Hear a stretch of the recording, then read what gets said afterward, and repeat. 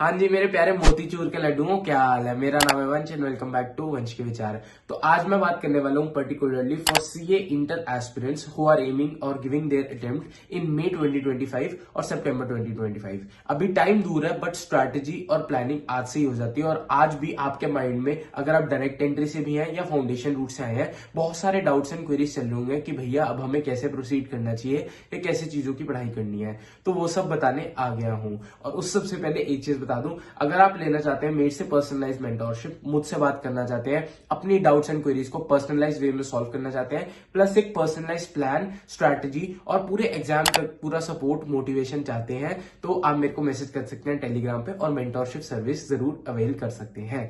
तो चलिए इस वीडियो को शुरू कर लेते हैं। सबसे पहली चीज जो मुझे लगता है दैट इज क्लासेस। अब क्लासेस में दो बच्चों के ग्रुप्स डिवाइड होते हैं। एक कहते हैं यार भैया हम सेल्फ स्टडी कर लेंगे और एक कहते हैं हम क्लासेस ले लेंगे।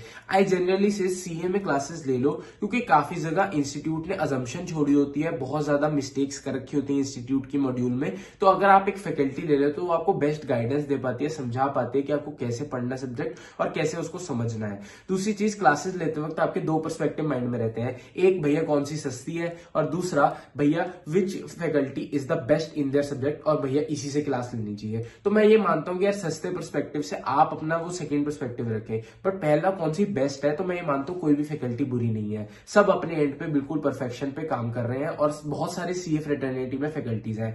मैटर ये करता है कौन सी फैकल्टी बेस्ट, ये नहीं है। मैटर ये करता है कि कौन सी फैकल्टी आपके लिए बेस्ट है। अब वो आप कैसे देख सकते हो, तो जो भी फैकल्टीज के नाम आपको लगते हैं कि यार हाँ ये सब्जेक्ट के अच्छे हैं, आपके सीनियर्स ने रिकमेंड किए, बट अगर आपको लगता है हमें कोई रिलायबल सोर्स चाहिए, आप मेरे को टेलीग्राम पे मैसेज करो फैकल्टीज लिख के, मैं आपको फैकल्टीज के नाम बना के दे दूंगा कि कौन से बेस्ट है उस सब्जेक्ट के लिए। उन फैकल्टीज के आप जो है डेमो लेक्चर्स देखिए। डेमो लेक्चर्स देखने के बाद आपको समझ आएगा कि यार हाँ ये फैकल्टी के कनेक्शन मेरे साथ बैठ रही है कि नहीं। और सबसे इंपॉर्टेंट चीज, सिर्फ क्वेश्चन सॉल्विंग नहीं, क्या कंसेप्चुअल नॉलेज मेरी बढ़ रही है कि नहीं। क्योंकि CA in the long run आपको क्वेश्चन सॉल्विंग छोटे लेवल तक लेके जा सकते हैं, बट आपको जो एग्जाम पास करा सकती है, जो आपको रैंक दिला सकते हैं, that is the conceptual understanding, कि चीजों का कंसेप्ट आपको समझ आ रहा है, वो आप फील कर पा रहे हैं, समझ कर पा रहे हैं, और फैकल्टी से आपका जो मेल भाव है वो बेहतर है। क्योंकि काफी जगह मैंने देखा, जैसे ऑडिट जैसे सब्जेक्ट अगर मैं पकड़ लूं या लॉ जैसा थ्योरी सब्जेक्ट पकड़ लूं, तो काफी स्टूडेंट्स ऐसे हैं जिन्हें खुद के नोट्स बनाकर और ज्यादा डिटेल्ड डिस्क्रिप्टिव नोट्स ज्यादा प्रेफरेंस रखते हैं, इंस्टेड वो शॉर्ट नोट्स को बिलीव नहीं करते। और काफी स्टूडेंट्स ऐसे होते हैं जिन्हें थ्योरी में टफनेस होती है, तो वो कहते हैं भैया शॉर्ट में क्रिस्प करके कोई फैकल्टी समझा दे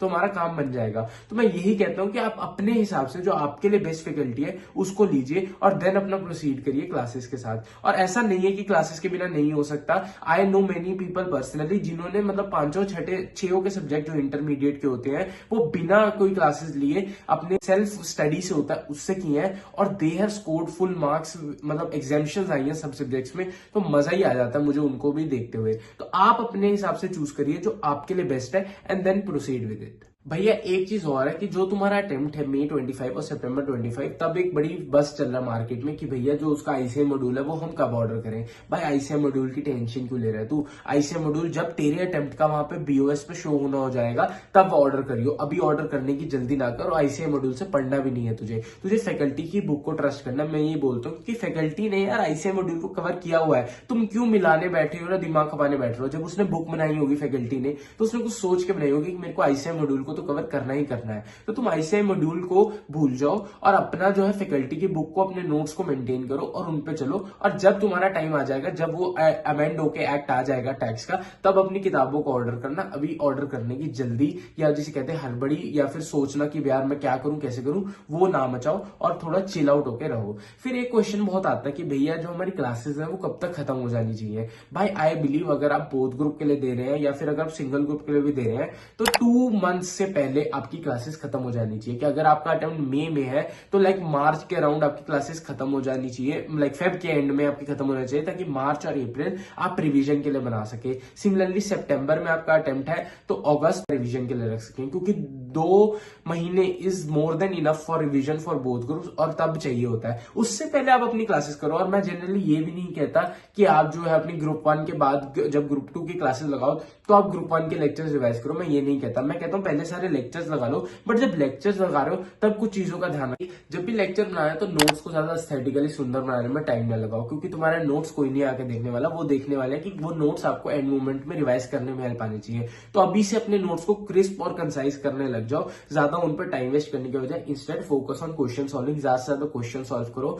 दूसरी चीज, कोशिश करा करो जब भी कोई फैकल्टी कोई क्वेश्चन को चाहे थ्योरी में हो या प्रैक्टिकल में उसको इंपॉर्टेंट बताए, वो बोले यार ये इंपॉर्टेंट है, ये क्वेश्चन अच्छा है, इसको कर लो, तो उसको साथ के साथ मार्क करके रखा करो, क्योंकि वो एंड डेज तक, लास्ट डे रिविजन पे तुम्हें बहुत काम आता है और तुम्हारी रिविजन में भी फिर वो पता लगता है हाँ ये क्वेश्चन फैकल्टी ने इंपॉर्टेंट बोला था और हमसे ये हुआ कि नहीं हुआ और हमें इसको कैसे रिवाइज करना है, तो तुम मार्क करके चलो। और मैं ये मानता हूं कि तुम जब रिवीजन करने पे आओ तो रिवीजन ऐसा करा करो कि पूरे दिन में जितनी भी क्लासेस लगाई, 4 क्लासेस तो भाई मिनिमम लगाया करो, क्योंकि अभी अगर तुम 4 क्लासेस नहीं लगाओगे तो सिलेबस नहीं खत्म होने वाला। एक दिन में 4 classes are more than enough, जिसमें तुम संडे को कोई क्लास ना लगाकर संडे को सिर्फ रिवीजन करा करो, पूरे हफ्ते में हमने क्या पढ़ा, कोई चीज डाउट था तो उसको क्लैरिफाई कर लिया, और अगर कोई हमें लगता है टेस्ट वगैरह हम दे सकते हैं पढ़ के तो वो जरूर दिया करो, टेस्ट मिस ना करा करो, क्योंकि अभी तुम टेस्ट दे दोगे तो इट इज बेस्ट, क्योंकि बाद में आते आते जब पास आता है टाइम तब टेस्ट देने का टाइम नहीं रहता, तब ये होता है रिवीजन कर ले किसी तरह। तो मैं यही कहता हूं कि टेस्ट अगर स्टार्टिंग से दे दो तो it is well and good, और वो चीजें आपको बहुत हेल्प करती है। जब आपका पूरा दिन खत्म हो जाए कि यार आज हमने पढ़ाई कर ली, पूरा दिन हो गया, तो एक बार रात को सोने से पहले आधा घंटा 45 मिनट देख के जरूर सोया करो कि मैंने क्या पढ़ा, कैसे पढ़ा, क्या समझा, कंसेप्ट अपने रिवाइज करा करो for the practical subjects, and theory के 2-3 क्वेश्चन आंसर्स को याद करना शुरू कर दो। अभी से याद करोगे तभी चीजें समझ में आएंगी, और क्वेश्चन सॉल्विंग पे फोकस करा करो, थ्योरी के भी क्वेश्चंस लिख के देखा करो, क्योंकि मेरे पास ये डाउट बहुत आता है भाई क्वेश्चन कैसे लिखे, हमने कभी लिख के नहीं देखे, तो अभी टाइम है वो सब चीज करने का। और स्टार्टिंग से अगर तुम अपने आप को बनाकर चलोगे ना तो वो सारा इंपैक्ट आपको लास्ट के 2 महीने में दिखाई देगा, जब चीजें इजीली हो जाएंगी और रिकॉल भी होंगी। फिर एक क्वेश्चन बहुत आता है भैया रिवीजन कैसे करें, रिवीजन कैसे होगी। मैं कहता हूं भाई अभी तू सिर्फ इतना कर ले, अपनी क्लासेस लगा, जो लास्ट का 2 महीना है तब के लिए तेरा भाई बैठा है ना, वो तेरे को रिवीजन प्लान, स्ट्रेटेजी सारा कुछ बता के देगा कि तब रिवीजन को कैसे करना है, किस फॉर्म में करना है, कितनी revision are more than enough. Generally I believe कि 2 to 3 revision are more than enough, उससे ज्यादा करने की जरूरत नहीं है। उतनी तो भाई मस्ट भी है, अगर तुम सीए जैसे कोर्स की तैयारी कर रहे हो उतनी रिवीजन तो बहुत ज्यादा जरूरी भी है। एक कंफ्यूजन और बहुत रहती है कि भैया एक ग्रुप के लिए जाएं या 2 ग्रुप के लिए। भाई मैं बोलता हूँ ये चीज आज डिसाइड करके रखो, जब एग्जाम फॉर्म आता है तब फालतू का जिसे कहते हैं ना प्रेशर ना बना के चलना, अरे एक ग्रुप के लिए जाए, 2 ग्रुप के लिए जाए, क्या करें कैसे करें। अगर तुम अभी नया स्टार्ट कर रहे हो, अभी क्लियर किया फाउंडेशन, तो always prefer for both group. और याद रखना फिर बोथ ग्रुप वाली मेहनत करनी पड़ेगी, बोथ ग्रुप के लिए उतना लेवल का पढ़ना पड़ेगा, क्योंकि सब्जेक्ट्स बहुत वास्ट है यार। एक ग्रुप खत्म करते हो तो नया ग्रुप एक नई चुनौती या नया जैसे पड़ाव होता है ऐसे लगता है। तो अपने सब्जेक्ट्स को पहले ही चूज करके रखना कि यार मैंने एक ग्रुप के लिए जाना या बोथ ग्रुप के लिए। और अगर आप एक ग्रुप के लिए भी जा रहे हो, ग्रुप बाय ग्रुप जाओगे तो भी कोई दिक्कत की बात नहीं है। जस्ट इंश्योर करना कि जब आप एक ग्रुप के टारगेट कर रहे हो तो आप उसके लिए पूरी मेहनत कर रहे हो, तब आनाकानी नहीं कर रहे यार ठीक है हो जाएगा देख लेंगे, नहीं, तब आपने लीनियंट नहीं होना। क्योंकि आधे बच्चे क्या होता है, जब मैं उनको बोथ ग्रुप से एक ग्रुप के लिए शिफ्ट होने कहता हूं, वो लीनियंट हो जाते हैं और फिर उनके अटेम्प्ट्स का चक्कर चालू हो जाता है। भाई मैं बार बार यही बोलता हूं, भाई तुम्हारा जो फर्स्ट अटेम्प्ट है ना वो गोल्डन अटेम्प्ट होता है, वो अटेम्प्ट निकल जाता है बड़े आराम से, क्योंकि जब तुम पहली बार चीजों को पढ़ते हो तुम्हें एक तो फेलियर की आदत नहीं होती।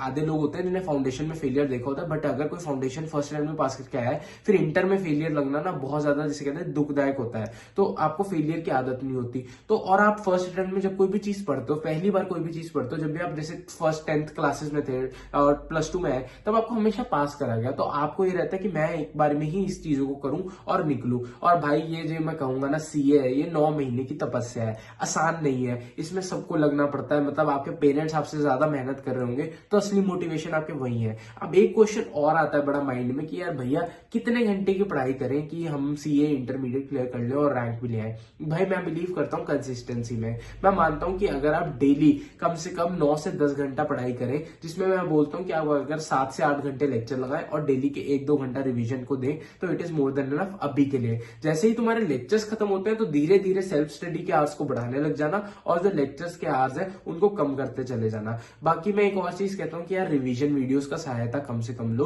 क्योंकि पेपर में तुम्हारे पास कोई सामने रिवीजन वीडियो नहीं आने वाला। अपना ध्यान ज्यादा बुक्स के साथ लगाया करो इंस्टेड ऑफ डिवाइसेस। हम डिवाइसेस के साथ पूरा दिन वैसे ही बिता लेते हैं, हम फोन पे इंस्टाग्राम और यूट्यूब वगैरह वैसे स्क्रॉल कर रहे होते हैं, उसके अलावा हम लेक्चर्स भी देख रहे होते हैं। तो अपनी आंखों को टाइम टू टाइम आराम दिया करो, इस पे थोड़े पानी के छींटे मार लिया करो, बाहर निकल करो, थोड़ी वॉक कर लिया करो, घर वालों से बातचीत कर लिया करो, ताकि तुम्हारा मूड रिफ्रेश रहे। बाकी मैंने एक और चीज बोली, संडे को पढ़ाई ना करा करो, संडे को एंजॉय रखा करो अपना। संडे को जैसे बाहर चले गए फैमिली के साथ, एंजॉय कर लिया, रिवीजन कर ली जो पढ़ा था, कोई नए लेक्चर्स नहीं लगाए और माइंड को फ्री कर लिया, ताकि हम अगले हफ्ते के लिए दोबारा रेडी होके चले।